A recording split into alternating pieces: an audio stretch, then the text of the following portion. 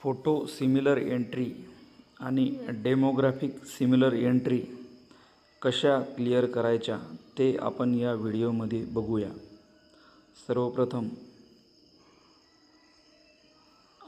या डेस्कटॉपवर आल्यानंतर स्पेशल इंटेन्सिव्ह रिव्हिजन या ठिकाणी क्लिक करावे। त्यानंतर भाषा निवडावी। भाषा निवडल्यानंतर स्क्रोल केल्यानंतर सर्वात खाली समान फोटो मतदार पडताळणी किंवा फोटो सिमिलर एंट्री अशा प्रकारचा ऑप्शन येईल, त्यावर क्लिक करावे। त्या ठिकाणी क्लिक केल्यानंतर अशा प्रकारची नावे आपल्या मतदार यादी भागामध्ये दिसतील। त्यापैकी एक उदाहरण म्हणून आपण घेऊया। सपोज रमेश मारुती गरड या मतदाराचे तपशील पहा या ठिकाणी क्लिक केल्यानंतर या मतदाराचे यादी भाग क्रमांक 124 डोणगाव अनुक्रमांक 591 या ठिकाणी नाव आहे।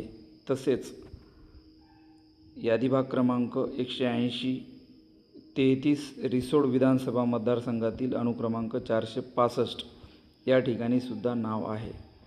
अशा मतदारांच्या बाबतीत त्या मतदाराला जो इन्युमरेशन फॉर्म तुमच्या यादी भागासाठी दिलेला आहे त्या मतदाराची त्या ठिकाणी विचारणा करायची आहे आणि ती विचारणा केल्यानंतर संबंधितांनी जर डोणगावमधील नाव कमी करायचे सांगितल्यास या ठिकाणी असंकलित चिन्हांकित करा यावर क्लिक करावे आणि आधीच नोंदणीकृत अशा प्रकारचा ऑप्शन भरून इन्युमरेशन फॉर्म या ठिकाणी अपलोड करावा।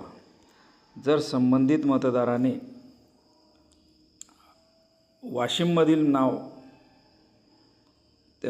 33 रिसोड विधानसभा मतदारसंघातील नाव कमी करावे असे सांगितल्यास तुमच्या यादी भागामध्ये व्हेरीफाईड या ठिकाणी क्लिक करावे।